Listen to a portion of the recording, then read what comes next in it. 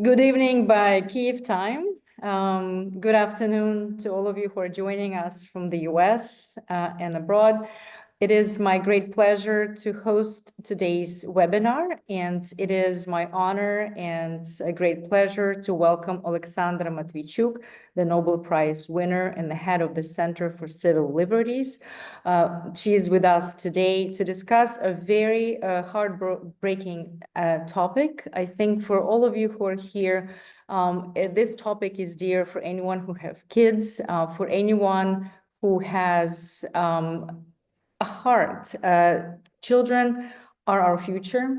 And when the war affects children, I think this is one of the most devastating aspects of any war, of any conflict.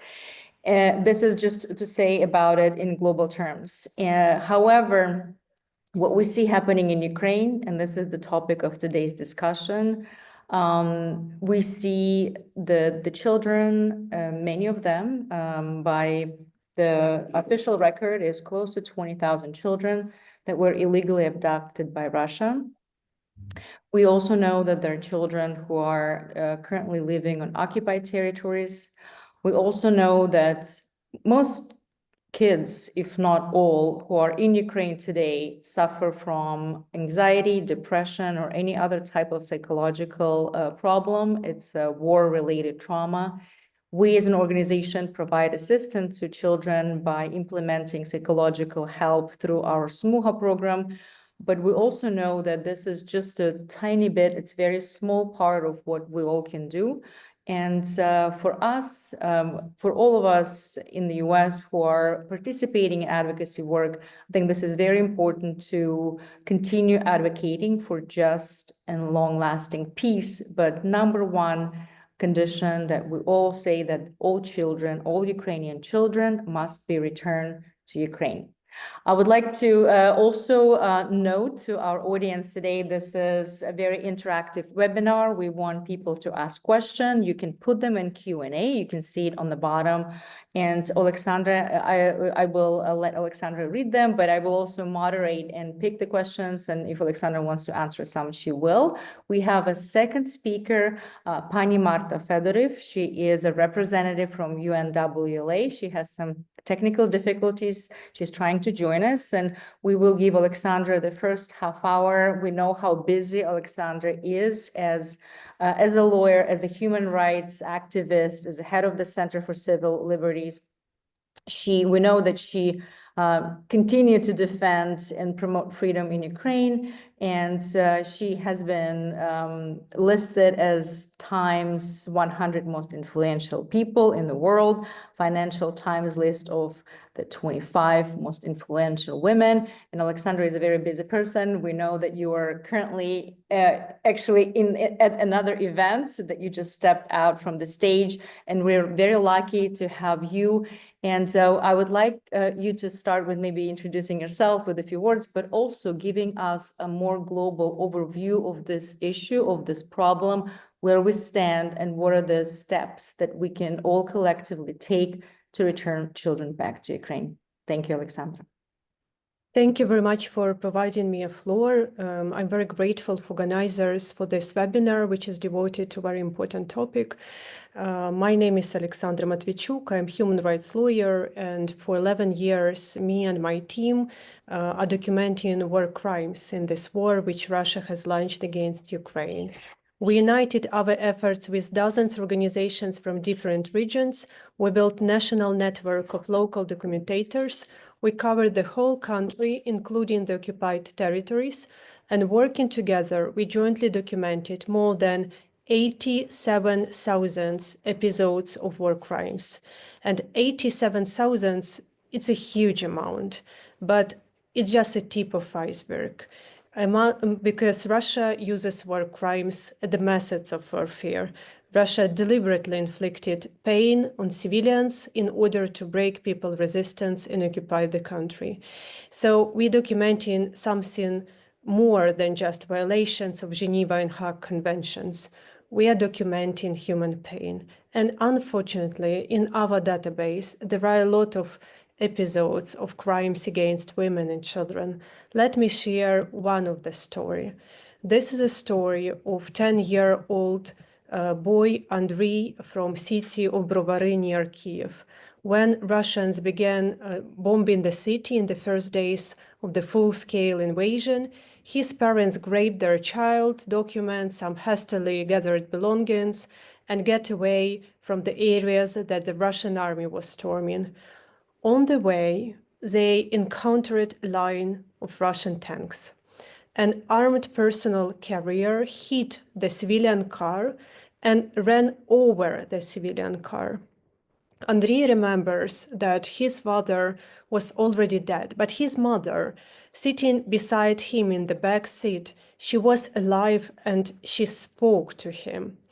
A minute later, someone forcibly pulled him out of the car and threw him on the road. And Russians fired at the gas tank again. And this 10-year-old boy, Andriy, told to my colleague how his mother burned to death in the car in front of him. It's very clear that there is no justification for such kind of actions. There is no legal reason in doing such things. There is also no military necessity in it. Russians have done these horrible things only because they could. In my speech, I want to focus on the childhood in occupation.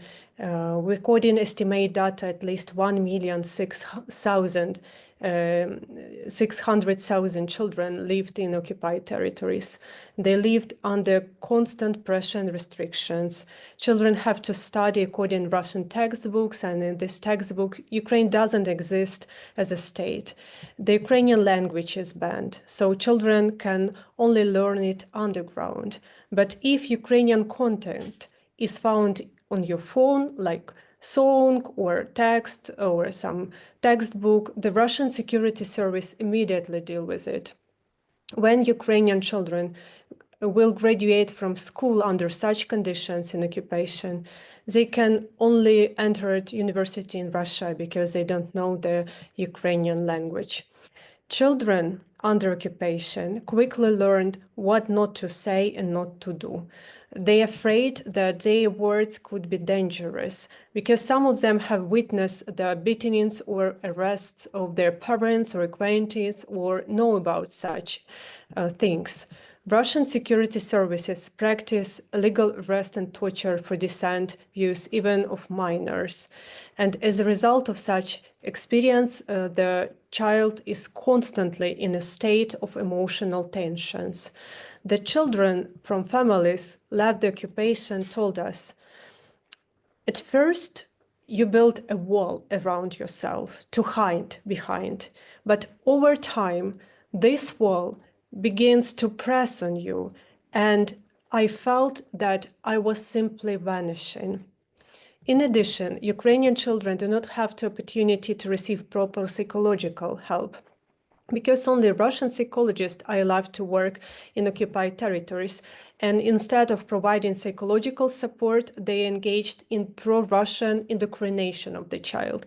I will quote some Russian psychologist who very openly says that, as a psychologist, I understand that the formation of patriotic consciousness is based on psychological mechanism.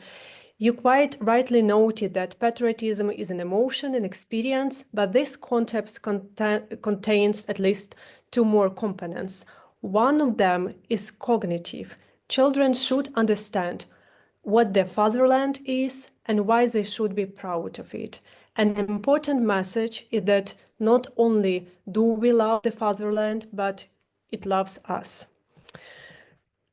Russia has developed a whole system of militarization children under occupation. Armed military personnel from Russian army are regularly invited to kindergartens, to schools, to give lectures on patriotic education. Children from the occupied territories, they are brought to sports and recreation camps in occupied territories and in different regions of Russia.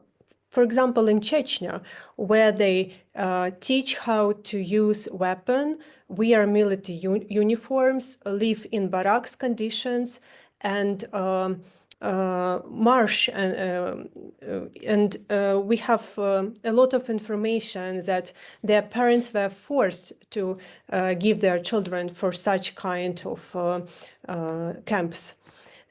It's a real danger and not just violation of human rights, because after the age of 14, Ukrainian children are forcibly given Russian citizenship, and I mean passport of the Russian Federation. After the age of 18, they're subject to compulsory military service in Russia. And that's why I told that it's not just violation of human rights, it's a threat to security, because these children will go to fight in every country where just Russia tells them to go into fight. Because, and this is another trend which became visible for me only after I started to speak with people who and organizations who provide rehabilitation for Ukrainian children returned from occupation or deportation. They told me that Russians, they bring up Ukrainian children in an atmosphere of unquestionable obedience. So they just installing authoritarian software in their mind. From the young age, they try to ingrain the vision of the world that freedom has no sense and you will have no meaning and you have just to fulfill someone's order. In addition, Russia is illegally transferring and deporting Ukrainian children. And when we speak about these categories, we know just official numbers, 20,000, almost 20,000 of Ukrainian children who were identified by Ukrainian authorities. But also, I want to admit that it's just a tip of iceberg. We don't know the real number of children who were legally deported, because we speak about different categories, among them children from orphanages or from state institutions, also children whose parents were killed by Russians, but they still have relatives and families who want to return them home, as well as children whose parents were arrested by Russians. For example, they didn't pass filtration. And the cynicism and cruelty of situation is that even children who have their parents in Russian captivity, they are also prepared for the forcible adoption. And because Russian legislation provides an opportunity for Russian adoptive family to change a name of the child, a date of birth, a place of birth, even when their parents will released from Russian captivity, it will be very difficult for them to find their child, especially when the child is very small. When we speak about kids of 2 or 3 age, they can very quickly lose their identity and forget who their real parents are.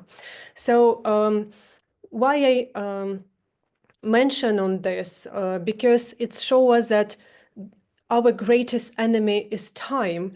We have no time. We must react immediately because childhood has expiration date.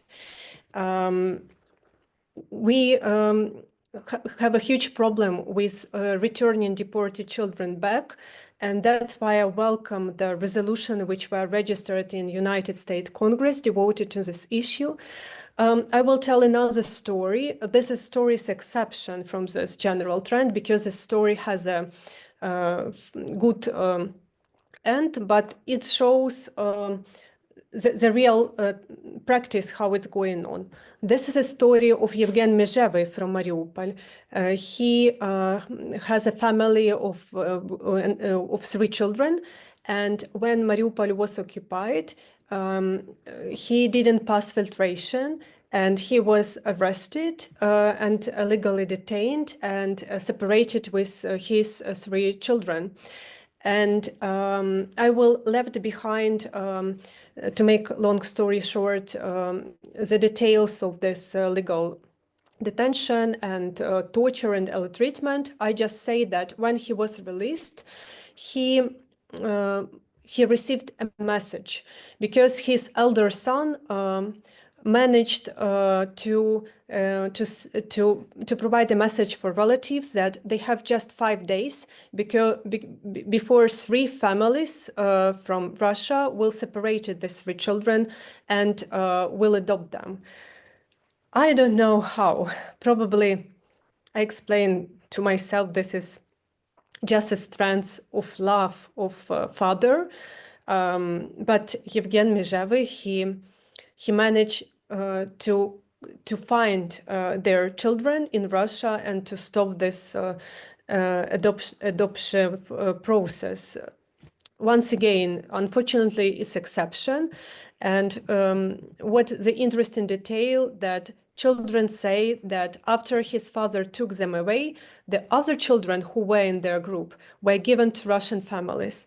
And one of them was named Philippe. It was he who was adopted by Russian Commissioner for Children's Rights in the office of President of Russia, Maria Lvova-Belova, who, as you know, is under arrest warrant, as well as Vladimir Putin, by International Criminal Court. What is not visible for international community? That deportation of Ukrainian children is not just war crimes. It's one element of the broader genocidal policy of Russian state. Putin openly says there is no Ukrainian nation, there is no Ukrainian language, there is no Ukrainian culture. For 11 years already, we have been documenting how these words converted in horrible practice. When Russian troops physically exterminate active local people in local communities, mayors, journalists, teachers, businessmen, children writers, priests, musicians, how they banned Ukrainian language and culture, how they destroyed and robbed Ukrainian cultural heritage. And when they take Ukrainian children to Russia, they put them in Russian re-education camps. They told them that they're not Ukrainian children, they're Russian children. Their families, their relatives refused from them, and they will be adopted by Russian families who will bring them up as Russians.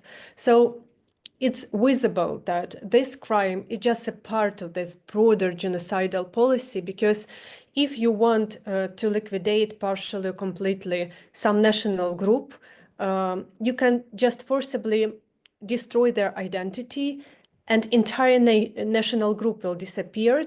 And one of the quickest way is to take their children, because children, it's always the future of society.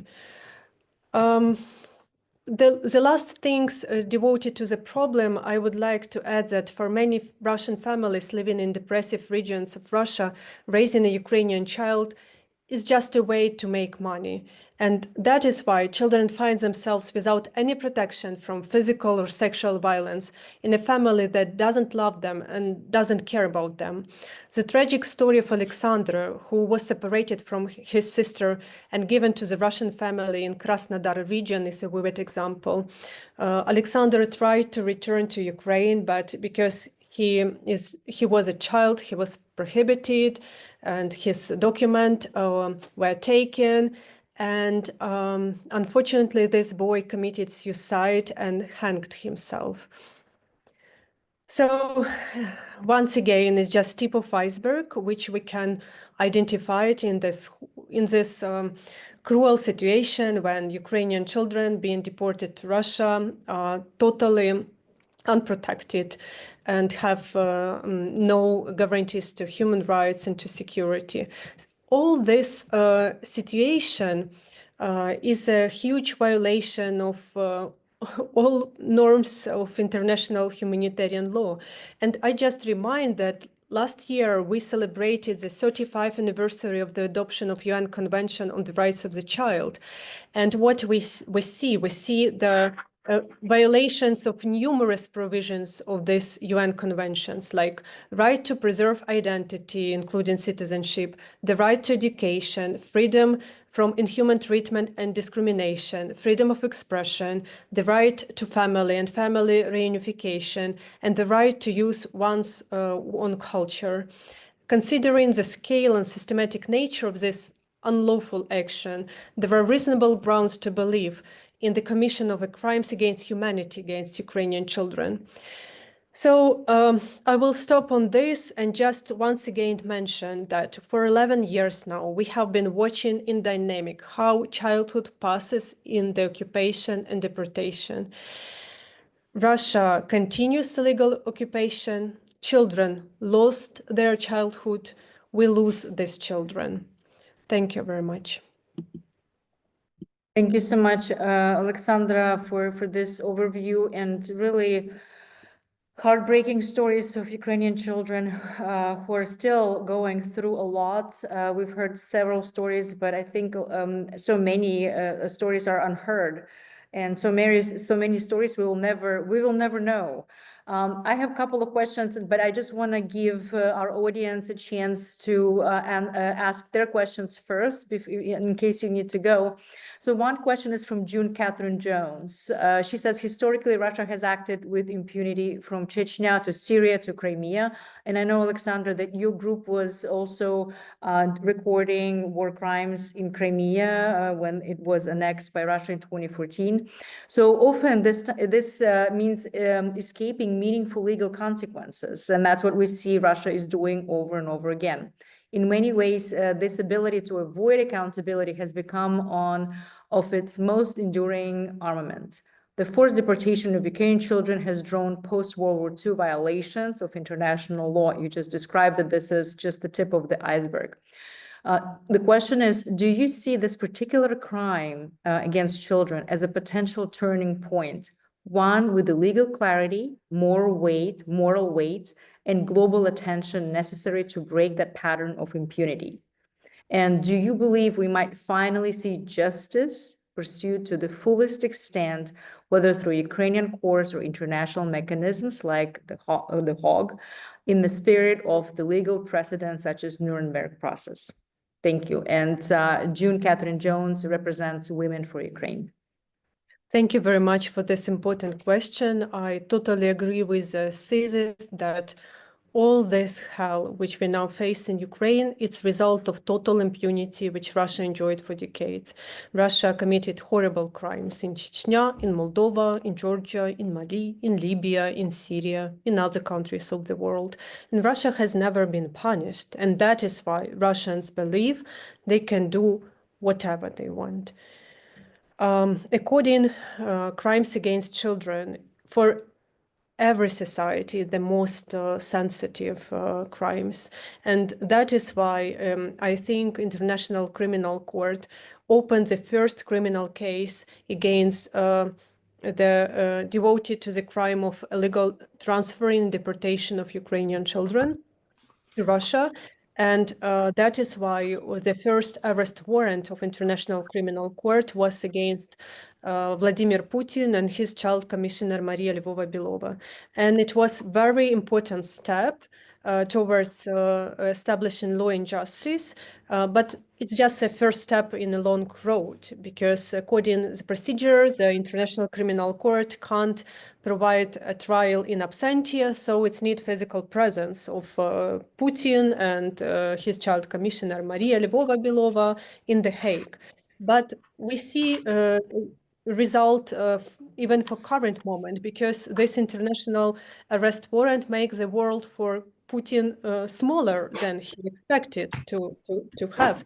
For example, in 2023, Vladimir Putin couldn't come to South Africa for the BRIC summit. In 2024, Putin couldn't come to Brazil for G20 summit, regardless of the fact that both President Ramaphosa from South Africa or Lulu from Brazil invited him to come, because he felt insecure. Brazil and South Africa is a part of International Criminal Court, so he wasn't confident that he will be secure in this country, regardless of these invitations from the highest level. But it's also provide us to think how to make justice possible without such delays in time. And you mentioned Nuremberg Tribunal.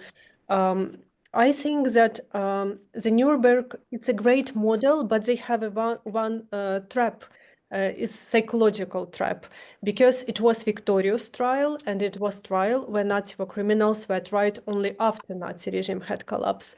And all these 3 years, we tried to convince international community that we live in new century, and we have to make justice independent of the magnitude of Putin's regime's power.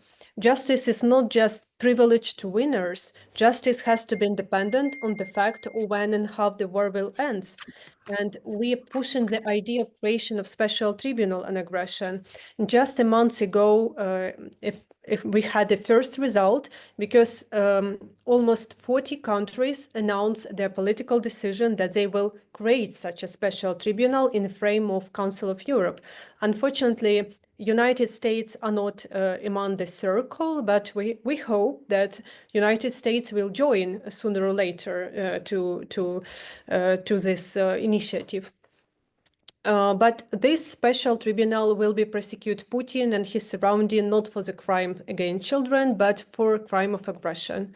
But it's also important because all crimes which we are documenting, including crimes against Ukrainian children, it's a result of Putin and his surrounding leadership decision to start this war. And I will encourage us to think about other methods how to make justice happen tomorrow, through sanctions, through diplomatic pressures, through other tools which we can implement. Thank you so much, Oleksandra. I know you will have to leave in a few minutes, but can we take a few more questions? Is that okay? Okay. And Pani Marta Fedoriw is joining us. Welcome. Pani Marta will unfortunately have to let Oleksandra go in just a few minutes, and then we'll continue our conversation with you. So, Oleksandra, there was a question from Orest, but also kind of a follow-up question from Orest Dechekivsky, and then a follow-up question with Sam Butler, although Orest says that his question has been answered, but I just still want to kind of ask you to maybe expand a little more on the international processes in place to search for children stolen by Russia. And so we want to make sure that the victims are not forgotten, but also what is the international community, including the US, is doing to address this horrible issue and help bring the kids back? There are different tracks of the efforts of international community. One track is governmental, and Ukrainian Office of President created this Bring Kids Back campaign and coalition, which involving different countries, and they have plans on the level of governments, what has to be done to return Ukrainian children and to make pressure to Russia. Also, we have a track of civil society, civil organizations, initiatives, volunteers movements are cooperating and helping each other and trying to identify where these Ukrainian children are in territory of Russia and what their conditions are about and how to bring them home. And unfortunately, one of the important actors, the humanitarian lab of Yale University, who did a great job, for current moment can't continue these efforts, and this is a huge loss of this civil track, I must admit. So I hope that we will find a way how to provide Yale University to continue this essential work which they are doing. Because when Ukrainian authorities identified approximately 20,000 of Ukrainian children being deported, as I know, they identified more than 30,000 of Ukrainian children being reported. So they were really effective in these efforts and activities. And we have no clear answers because Russia ignores all provisions of international law, all decisions of international organizations, and only law provides predictability. But what I'm sure that we have to continue all efforts to save the children and to return them back. Because the harm which Russia is doing for Ukrainian children to erode their identity, to militarize their mind, to prepare in the new generations of Putin's soldiers, it's irreversible. You can't change it in future. And that is why I think we adults have no right to give up, even in such situation, and we have to continue all efforts to bring them home. This is wonderful. Thank you so much, Oleksandra, with your powerful message. I think we will continue, and I know you have to go, so would like to thank you again for all the amazing work that you're doing. We, as Nobel Prize laureates, you have an extraordinary ability and power to reach to international community, global community, and I'm glad that our audience today heard from you personally on your efforts and what we can do to help bring those kids back. So thank you very much for your position, for your work, and for really making this world a better place and fighting for human rights, including those rights of children that are now on Russian occupied territory. So thank you, Oleksandra, so much. Thank If you you need for to go, please do. But if you would like to stay with us, we would be happy to see you. Unfortunately, I have to return to the event. Thank you so much again. It was our pleasure just to have you here with us. And I will switch to Marta Fedoriw. Marta, I'm glad you're with us with a little bit of technical difficulties, and we will continue our conversation as I would like to introduce Marta. She began her career as a teacher of French and English in high school in New Jersey. She dedicated her life to raising kids and teaching children, advocating for children. In February of 2023, Pani Marta initiated and chaired the initiative from UNWLA, which is Ukrainian National Women's League of America. And it's a large organization with multiple chapters and districts and so many women. It's the power of women, basically, that are driving a lot of projects, including this very important one, Return Ukraine's Children. And as a chair of the Return Ukraine's Children, Marta Fedoriw advocates for this fight for children of Ukraine who have been abducted. And really, she's been a tremendous power force for advocating. And at United just recently, that was actually in 2023 that Marta spoke at United Nations conference on the gross human rights violations due to the aggression against Ukraine, where Marta addressed the panel on violations and specifically on the rights of children related to abduction of these children by Russia. And also, this is June 1st is Children's Day. And this is a second annual event, which we call Marta has initiated, and we continue with multiple communities across the U.S. It's called the Children Praying for Children. This event held annually and will be again at Ukraine House in Washington, D.C. on May 31st. Ukrainian children in Washington, D.C. area will be saying a prayer for kids and their friends in Ukraine. Also, we'll talk a little bit about your interview at CNN, which took place in April. We want to hear what are the questions, and for those who didn't have a chance to see that interview, it was very powerful. So we want to also talk a little bit about that. So Marta, I'm going to turn this floor to you, and we want to hear your thoughts on this, again, devastating for all of us topic of abducted children, but also what we as a community in the United States can do, and what were the steps that already put the congressional resolution in place, which was, I think, one step forward and the victory to all of us who are advocating for return of Ukrainian children. We're very lucky to have you, Marta. So please have a few words about yourself and your program and all the initiatives that your organization and you personally as a chair of this initiative are doing to support return of the children. Thank you, Maryna. Coming from someone like you who literally sprang into action as soon as the first invasion of Ukraine began over 10 years ago already, and have done so much in the humanitarian effort for Ukraine, I am absolutely honored to be speaking on your program that you are hosting. You've said so much about what and how we started this, but I'll just quickly recap we learned about the abducted children actually after the Yale Humanitarian Research Lab posted their interview. And we then the Ukrainian National Women's League of America sprang into action. And I initiated the Return Ukraine's Children initiative, which covers many aspects.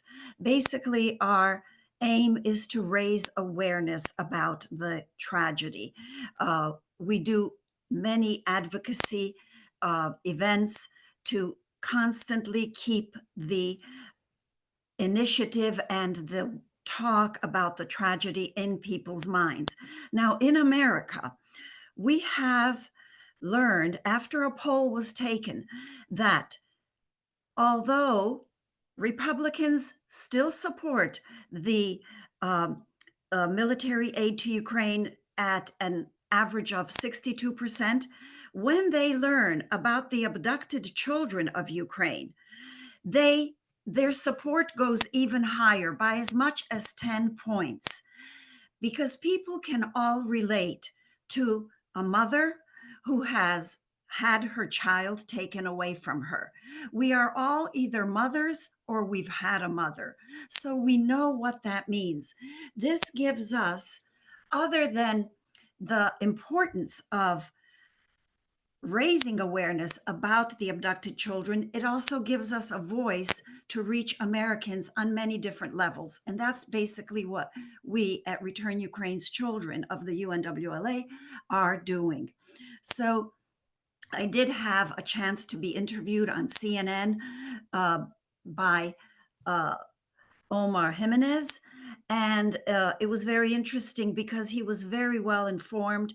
And later, after the interview aired, I got an amazing number of calls and emails from people that I never knew, Americans, who said, "How can we help?"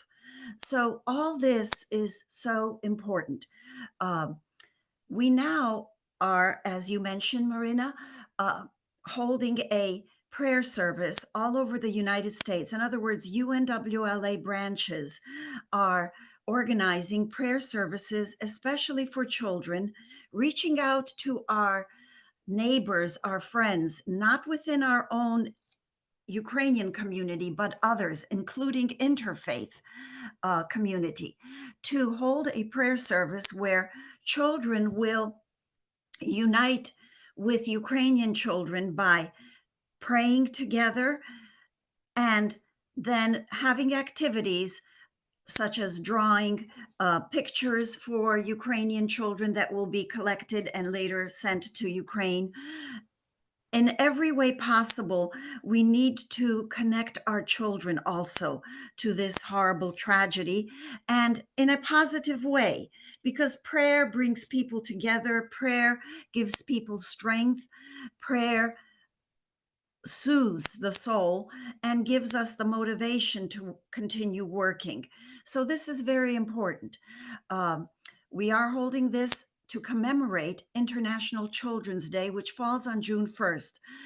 So many of our branches are doing services either on Saturday, May 31st. One branch even held a service already on Mother's Day because that's how it worked out best for them. And in fact, they held it at a Roman Catholic church where all the Ukrainian children came with their families. So we've worked on this, continue, and hopefully this coming June 1st, we plan to have at least about 40 branches that have already signed up for this. Anyway, but one very important factor here in the United States, we have recently had a Senate resolution. It's called Senate Resolution number 236 that was introduced in a very bipartisan way. It was introduced by Senator Chuck Grassley, a Republican of Iowa, and Senator Amy Klobuchar, a Democrat of Minnesota.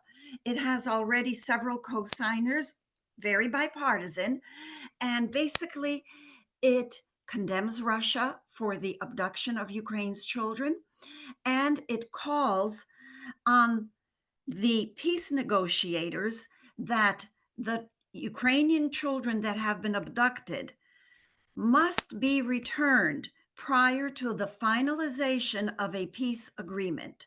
And this is very important because children, by law, by international law, cannot be used as bargaining chips in a peace agreement, in some kind of trade-off for something. Therefore, it is so vitally important that this resolution gets all the support it needs, passes, and gets to the president's desk for signage. Also, we're working on having the House put such a resolution on the floor also. So that's basically what all of us, and I thank you, Maryna, for hosting this webinar, because we need to help in any way we can. The best way is by raising awareness in your community, write letters to the editor. A good occasion is now this Senate Resolution 236. Write about it, because, by the way, a letter to the editor is read by every member of Congress. They get their local newspapers and they scour through the letters to the editor to see how any kind of opinion that is relates to any work that they do. So that is extremely important. Hold these prayer services, get the media to come in. This is so, so important. And I thank you, Maryna, for everything that you do. And this webinar is also extremely important because we shared it with our members of UNWLA. We have members, as you mentioned, all over the United States, and we continue to work. And now is the time, because peace negotiations are on again, off again, we don't know, but we need to put all the hard work into raising awareness now, because this is our chance. Those children are waiting for it. I know of a mother who has written a letter every day of her life since her son was taken. She doesn't know where he is. All she does is write a letter and write his name on the front envelope. It's Mykola. And she writes to him every single day and posts it. Doesn't know where it'll go. It goes nowhere probably, but she writes, Mykola, I pray with you our bedtime prayers every evening as we did together when you were with us. I also then sing to you a lullaby that I used to sing to you when I held you in my arms. Let's remember that, Mother. Let's remember all the children and work. Everything that you do, every little bit counts. Thank you so much.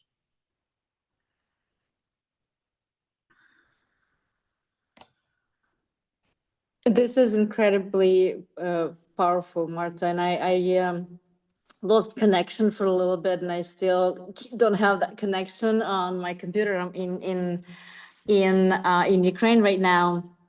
But I just want to say that UNWLA and you personally, you do so much to make sure these children are returned. I want to ask you a couple of questions, and we'll see the questions from the audience as well. What are the steps?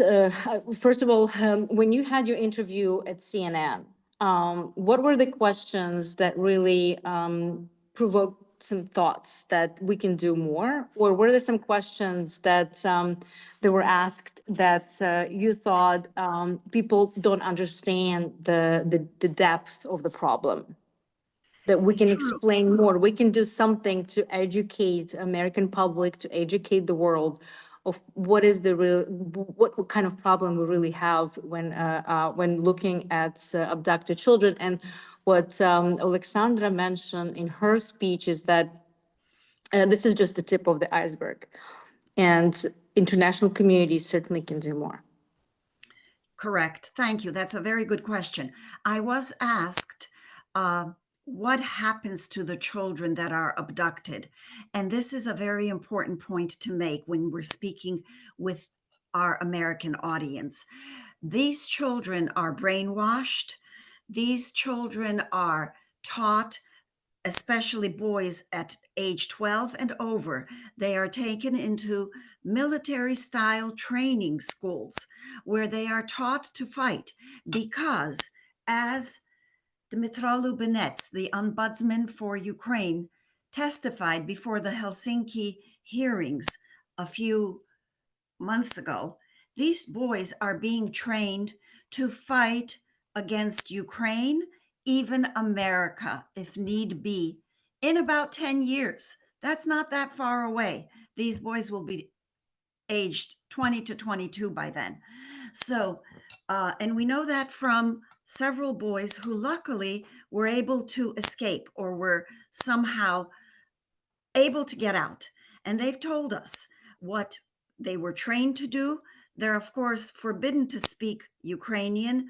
They are brainwashed into thinking that Ukraine doesn't exist. More so, they're even brainwashed into thinking, they're told that their parents don't want them.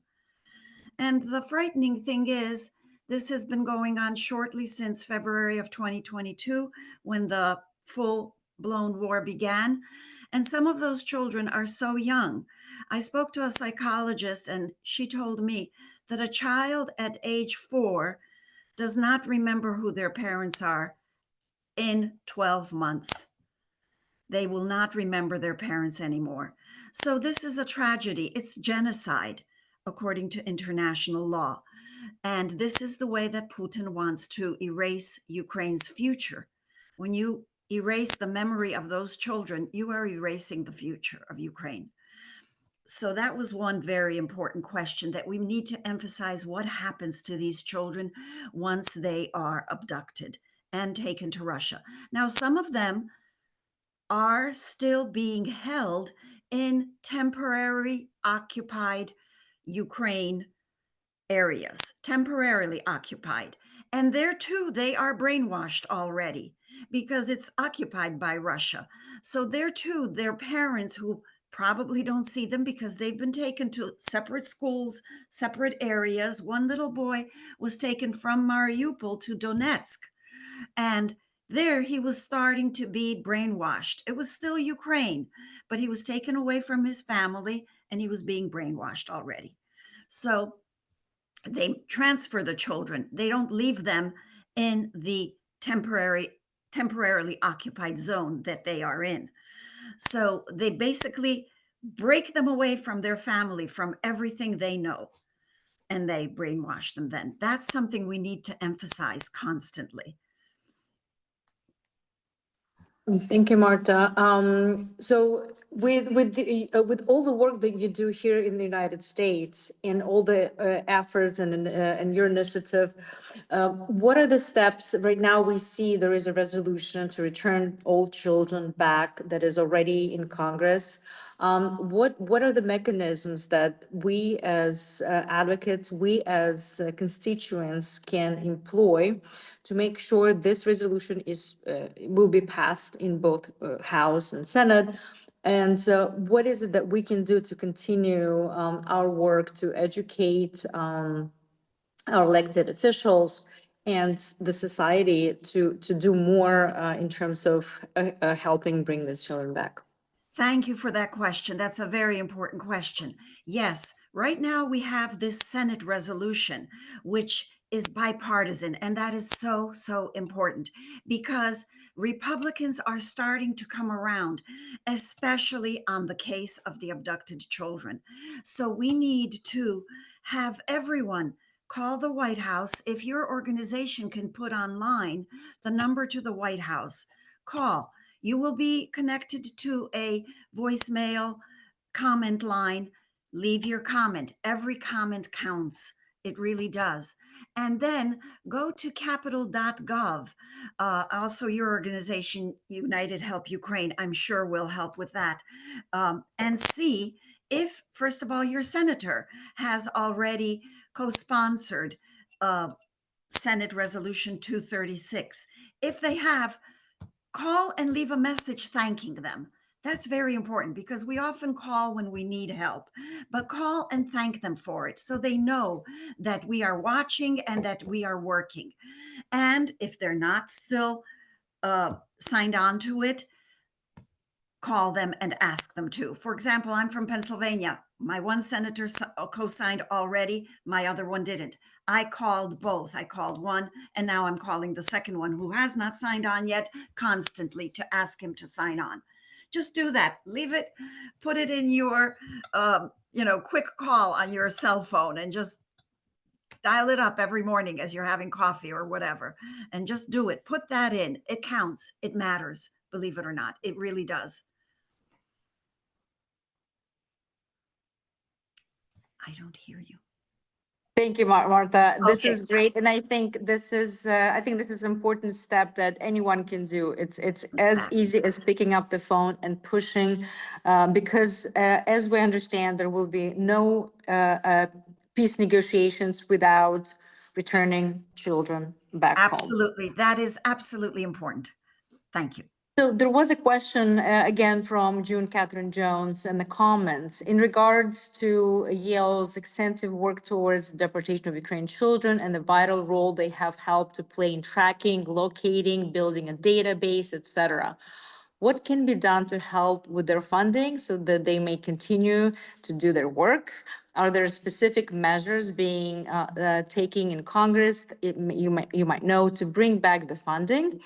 And what can civilians do to put pressure on our government to make sure that Yale and other important human rights organizations, labs, and initiatives will continue their important work, as we now understand that the work that Yale has performed, and from someone who is also doing that work, such as Oleksandra Matviichuk. They have, Oleksandra mentioned today that they have already recorded over 87,000 war crimes, just their organization. And she says that the war crimes against children by Yale's account is 30,000, not up to 20,000 as the official records, plus 1.6 million children that are now on occupied territories. So what can we do to put the pressure on governments besides calling, but to return the funding for that work? That was the question from, again, June Catherine Jones, Women for Ukraine. That's a great question. We are doing everything possible also in our communications to the White House. We are asking that the Yale Humanitarian Research Lab funding be restored. That's a short statement. Perhaps, again, your organization can help out, United Help Ukraine. Put it on your website. We're doing it on UNWLA to make a short statement. I'm calling that you restore the funding to the Yale Humanitarian Research Lab, which has done so much work that is vital to the return of Ukraine's abducted children, as well as further finding, I don't want to say finding them guilty, but furthering the responsibility of these actions later in the future, as Oleksandra spoke about. I'm thinking of the word, to making them responsible for these actions, make someone pay for what they're doing. And by the way, Yale Humanitarian Research Lab has tracked the people who are participating in the actual abduction and the delivery of the children from Ukraine to Russia. They are able to do that, which is fundamental work in later bringing to a responsibility the perpetrators of this crime against humanity. No, absolutely. And I think this is what you brought up is a very important point, because previously with Oleksandra, we discussed that impunity of Russians' actions over and over in different countries, committing war crimes for decades without any accountability and prosecution is a key for them to continue doing what they're doing. Exactly. Exactly. You said it perfectly. Exactly. And we need to work on that as well. So the funding must be restored to Yale Research Lab, Humanitarian Research Lab. Thank you. We have just a few minutes left, Marta, and just for any type of last-minute questions, please put them in.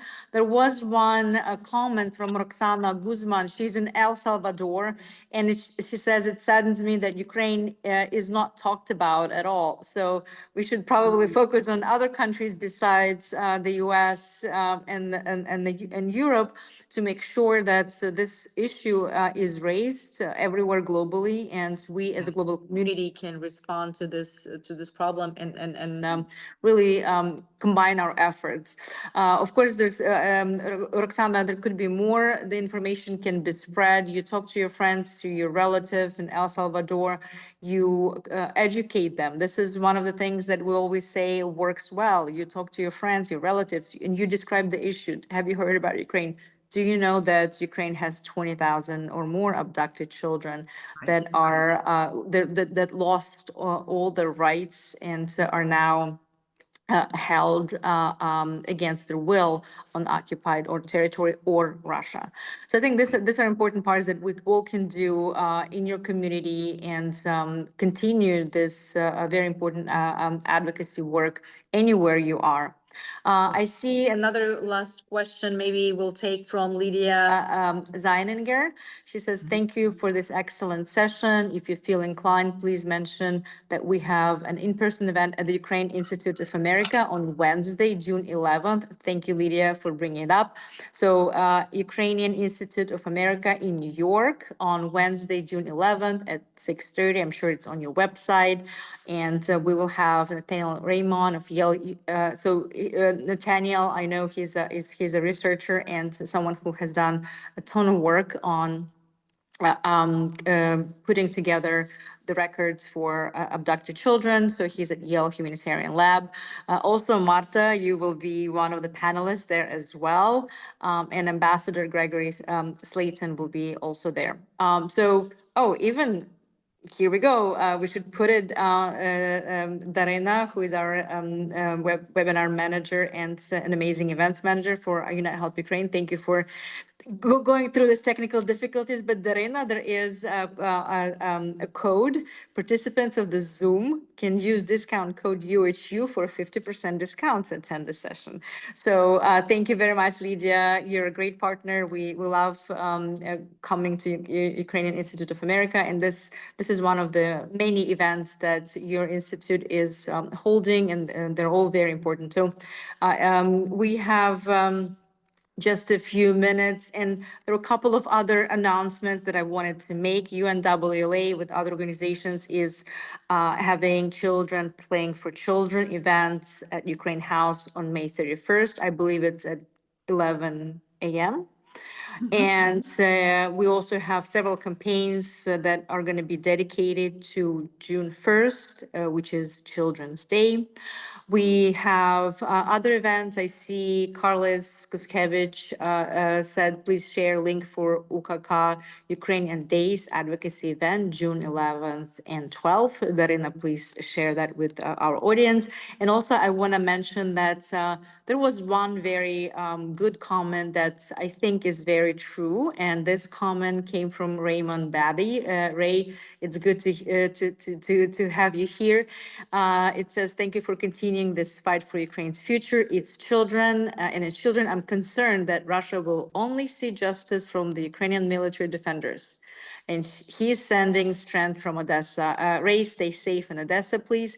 A lot of us do agree. Russia will only see justice when Ukraine's military defend Ukraine and bring children back. And I think this is part of one of the initiatives that we're saving lives of Ukrainian defenders. We will have a very special Diary of War reading on May 30th. It's this Friday, and it's in Washington, D.C. So I'm sure Darina will share that link with you as well. This is, again, a very emotional and very sometimes hard to hear stories of Ukrainian women and men that were affected by war in many different ways. And we have professional American actors and actresses who will be doing this reading. So please join us for Diary of War on May 30th. And it's together with our great partner, Daria Kolomeets, who is also a very powerful advocate for human rights, for Ukrainian victory. And I just want to say again, huge thank you to everyone who joined us today. This is our monthly webinar. Please check our website and all our social media. We're very grateful for this seminar and for others that will be conducted at the end of the month, each month. And I'm very grateful to Pani Marta Fedoriw for your insightful view and a very important topic and very heartbreaking stories. And we've heard from you and from Oleksandra Matviichuk of those, and there are thousands of stories that we will never know, we will never hear, but we will be fighting for every child that is now affected by this war in so many ways. And we just I'm here in Kyiv. We have several hubs. I was in Ivano-Frankivsk. We just opened another family resilience center for children and families affected by war. It's our third center. One of them is in Kyiv, and I'm here today to have this webinar, but also to get, when I talk to people in Ukraine, you see the resilience, but you also see that people are exhausted. People, we just saw massive attacks on Kyiv and Ukraine. Ukrainian citizens of Kyiv were celebrating the day of their city under massive attacks, and the nights were just it was devastating. And I'm glad that to see that at least several nights we don't have those attacks, but they're coming every day. It's Kyiv or another city, and we need to continue our fight, continue supporting Ukrainian defenders, Ukrainian military, but also civilians, and of course.